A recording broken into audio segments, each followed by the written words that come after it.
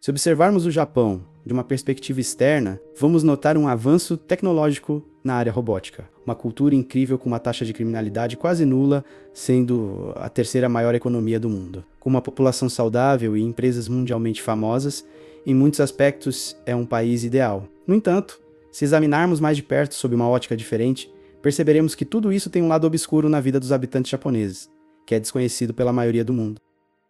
O Japão abriga milhões de pessoas que não conseguiram se integrar na sociedade e acabaram completamente isoladas, sem acesso a empregos, casamentos e meios para levar uma vida normal e feliz. Esses indivíduos são conhecidos como a geração perdida e representam quase 15% da população do país. Sua triste história simboliza a queda do Japão em um abismo e sinaliza um futuro perturbador, embora hoje em dia isso seja amplamente esquecido. Nos anos 80, o Japão era visto como a próxima superpotência econômica, que substituiria os Estados Unidos e dominaria completamente a economia global, de forma semelhante ao que vemos hoje com a China.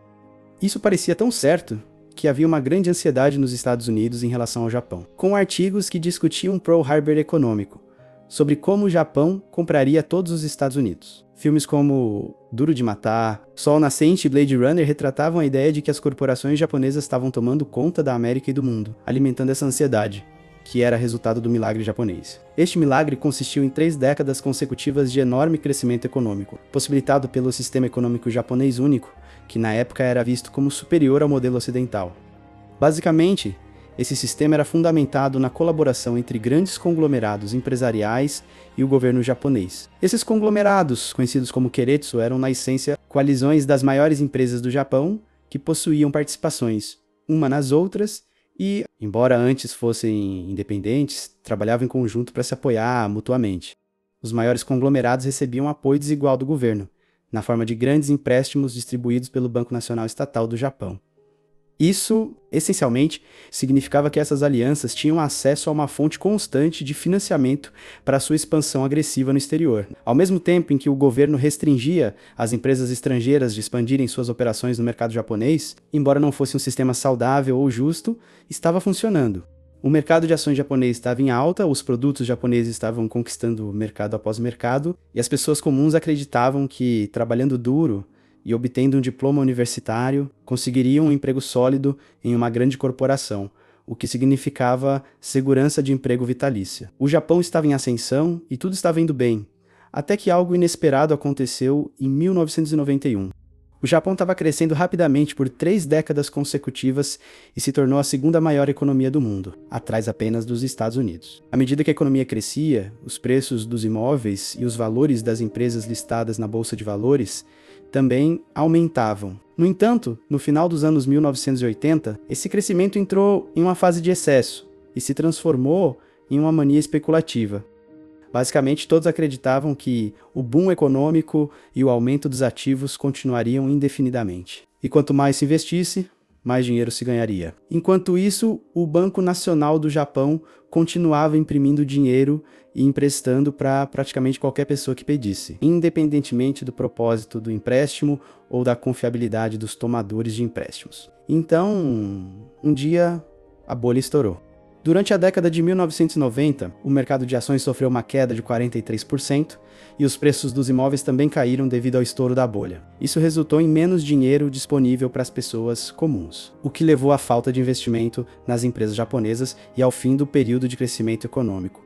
Além disso, após o estouro da bolha, começaram a aparecer problemas no sistema japonês. Descobriu-se que a corrupção era generalizada tanto nos negócios quanto no governo japonês, envolvendo desde negociações internas até a manipulação de ações, fraudes e subornos. Além disso, o fornecimento quase ilimitado de empréstimos resultou na criação de muitas empresas zumbis, que, embora devessem ter falido anos antes, continuaram a existir graças ao constante influxo de dinheiro barato do Estado.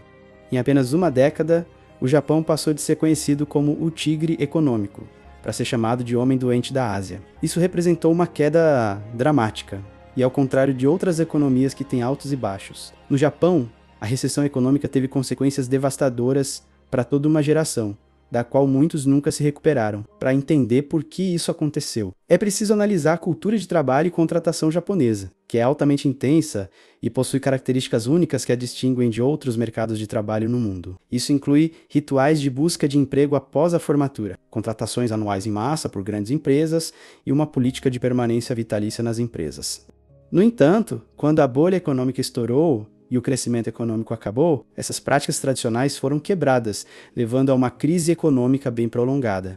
Eventualmente, eles retomaram as contratações no início do novo século, embora encontrar emprego tenha se tornado consideravelmente mais desafiador desde então. No entanto, para toda uma geração que se graduou nos anos 90, foi tarde demais. Eles já não eram recém-formados naquela época e as empresas optaram por contratar graduados recentes em seu lugar.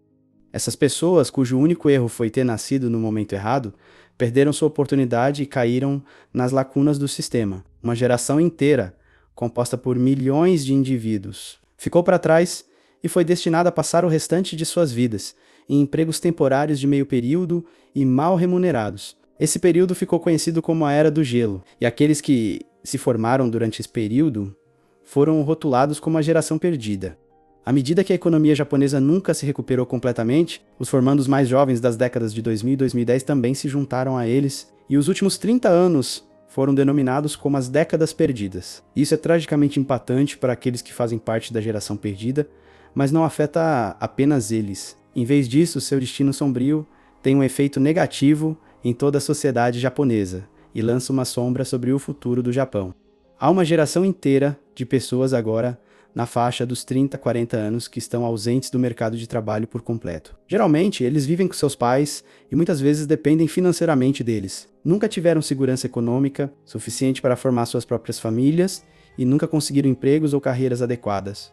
Cerca de 15% da população, quase 17 milhões de pessoas, são considerados parte da geração perdida. Essa faixa etária é crucial para a economia de qualquer país.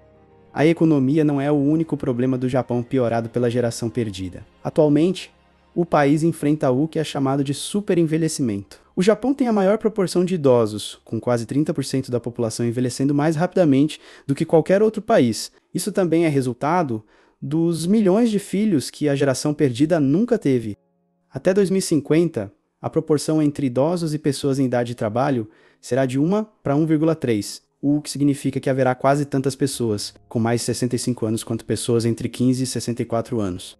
Em qualquer país do mundo, os idosos dependem dos impostos pagos pelas pessoas em idade produtiva, mas no Japão, essa base de sustentação em algum momento deixará de ser viável. Além disso, a geração perdida deu origem a outro problema social, o fenômeno hikikomori, que envolve jovens e adultos japoneses que escolheram voluntariamente se isolar da sociedade e passar suas vidas em completa reclusão, sem contato social e dependendo financeiramente de seus pais.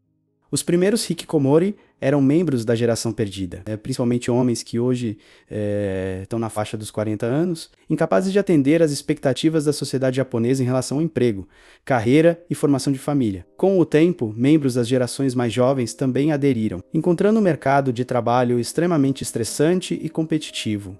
Atualmente, quase 1 milhão de pessoas na sociedade japonesa enfrentam esse fenômeno social que está rapidamente se tornando um problema significativo que afeta toda a sociedade. O governo japonês reconhece os impactos extremamente negativos da geração perdida e do crescente número de hikikomori na sociedade e economia japonesas. Eles anunciaram esforços para ajudar a geração perdida a se recuperar e reintegrar aqueles que se isolaram da sociedade. Mas até agora tiveram pouco sucesso. O problema é a combinação de uma economia em dificuldades e uma cultura de trabalho extremamente rígida. As pessoas são esperadas para trabalhar a longas horas e seguir uma hierarquia rígida. Muitos jovens afirmam trabalhar até 19 horas por dia. Muitas empresas ainda mantêm o padrão de emprego vitalício, contratando apenas uma vez por ano e promovendo apenas internamente, tornando quase impossível para os trabalhadores tirar folgas ou obter uma segunda chance caso não tenham sucesso no mercado de trabalho. Assim, milhões de pessoas estão presas nesse sistema, e seu número continua a crescer à medida que mais jovens lutam para ter sucesso nesse sistema implacável e eventualmente desistem. Mas me diz nos comentários o que você acha da geração perdida. Também não esquece de curtir o vídeo e se inscrever no canal. Até mais!